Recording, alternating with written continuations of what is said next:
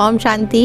मैं बीके राजेश्वरी उत्तराखंड से सभी आत्माओं का अपने यूट्यूब चैनल पे स्वागत करती हूँ। आज मैं ये बताऊँगी आपको कि बहुत से बच्चे कहते हैं कि लहसुन प्याज मना क्यों करते हैं खाने के लिए अगर ज्ञान में चल रहे हैं तो, कि ये तो धरती में होता है, मिट्टी में होता है, तो इसको मना क्यों करते हैं। अब देखो, मना करते हैं बाबा की श्रीमत है कि, तो बाबा की श्रीमत पे तो चलना है ना।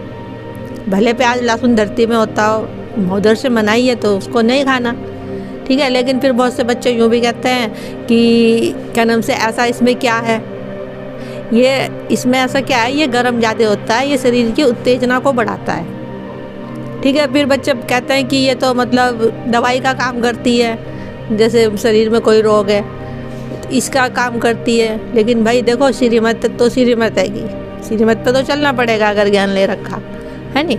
अगर लहसुन प्याज खा के इंसान शरीर सही रहता तो फिर ये दवाइयाँ वगैरह क्यों बनती। मानते हैं कि थोड़ा बहुत है, कहीं पे इसको ठीक हो जाते हैं इंसान खा के, लहसुन प्याज खा के ही बीमारियाँ ठीक हो जाए तो फिर इंसान डॉक्टर के पास क्यों जाए, है ना। और बाबा की श्रीमत पे है कि लहसुन प्याज नहीं खाना, तो ये एक शुद्धता हो गई, है ना। ये हमारे शरीर की शुद्धता हो गई। कितनी स्माइल आती है इसमें, प्याज लहसुन काटो कितना आंखों में से आंसू गिरता है। अपना तो अपना रो, औरों को भी रुलाओ, तो ऐसा काम क्यों करें फिर, है ना। तो अब देखो, अब इसमें सब लोग व्रत वगैरह रखते हैं, 9 दिन के नवरात्र के व्रत रखते हैं। मंदिरों में कहीं भंडारा वगैरह होता है तो वो लोग लहसुन प्याज 9 दिन पहले ही छोड़ देते हैं, 2-4 दिन पहले ही छोड़ देते हैं खाना, कि हमें तो मतलब देवी देवताओं की, भगवान की पूजा करनी है हमें तो वो लहसुन प्याज खाना छोड़ देते हैं। और भंडारों में भी कहीं भी ऐसी जगह, पूजा पाठ की जगह लहसुन प्याज का खाना नहीं बनता। इसलिए नहीं बनाते कि जब देवी देवता ये जो जिनकी पूजा करते हैं ये खाते नहीं, तो वो गिरते नहीं, फिर अपना भी नहीं खाते। अब इस रहस्य को समझो तो कुछ भी, कि क्यों नहीं खाते देवी देवता। अब भगवान हमें देवी देवता तो बनाने आ रखा है, बाबा की श्रीमत पे चल रहे हैं। अब बाबा हमें देवी देवता तो बनाने आ रखा है, इसलिए तो कुछ तो थोड़ा सा त्याग करना ही पड़ेगा ना। लहसुन प्याज नहीं खाना है। और समझते हैं 9 दिन का व्रत रखते हैं, लहसुन प्याज नहीं खाते, फिर भी समझते हैं कि ऐसा ये मतलब क्या है। फिर भी कहेंगे ये धरती में प्याज हो रहा, लहसुन हो रहा, इसको क्यों मना कर रखा। कहीं ना कहीं समझ है उनके अंदर भी, लेकिन समझना ही नहीं चाहते, है नहीं।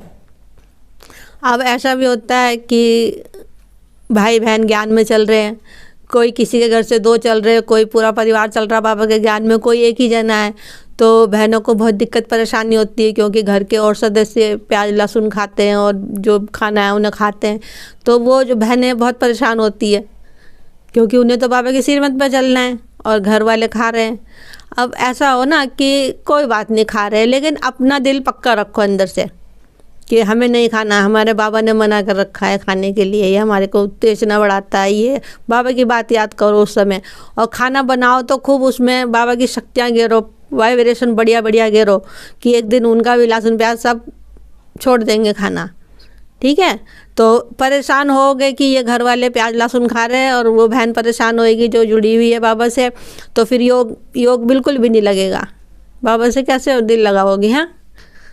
तो ऐसी वाइब्रेशन घेरो, खाने में, चाय में, जो भी दो, अपने घर में बाबा की शक्तियाँ को वो करो, इमर्ज करो अपने सामने। नहीं तो बहनों का मन यूँ ही रहेगा कि घर के तो लहसुन प्याज खा रहे, बाबा ने मना कर रखा, कैसे क्या होगा, ये होगा ये होगा, दुनिया भर की बातें बहन के मन में चलेगी, चाहे भाई हो उसके मन में चलेगी।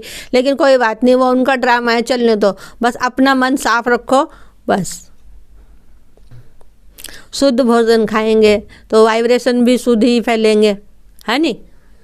तो के बहन भाइयों से यही कहना चाहूँगी मैं, शुद्ध भोजन खाए, खूब उसमें अच्छी तरह, खूब अच्छे अच्छे वाइब्रेशन घेरें, बाबा से शक्तियाँ लें, उस खाने को बिल्कुल ब्रह्म भोजन बना लें उसको खाने को, तो खूब अच्छी फीलिंग आएगी, खूब अच्छा योग लगेगा, खूब बाबा से प्यार होगा। चार्ज कर लें उस खाने को खूब अच्छी तरह से, ठीक है। ओम शांति, ओम शांति, ओम शांति।